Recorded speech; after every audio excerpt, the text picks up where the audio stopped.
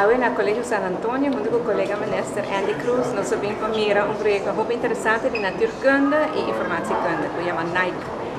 Nós vamos estar com, já acaba de ir para minha classe, tem a exame classe, para estimular muito para fazer mais uso de tecnologia possível. E nós vamos estar aqui com o produto que nós podemos trabalhar. Na mesa, trabalhar na wega, na mesa, assim, coding, e agora que nós podemos mostrar-nos o que nós fazemos. Então, muito impressionante, muito contente de mirar.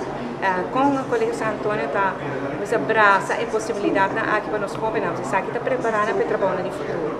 Muito contente também de mirar a combinação de lo que está ICA, informática e naturkunde, tem prova com a classe a mostra através de robô, para fazer teste de naturkunde e está viva mais, e nós vamos compreender mais mesmo, por exemplo, o que determina a velocidade do auto, o peso com a influência, hobby interessante.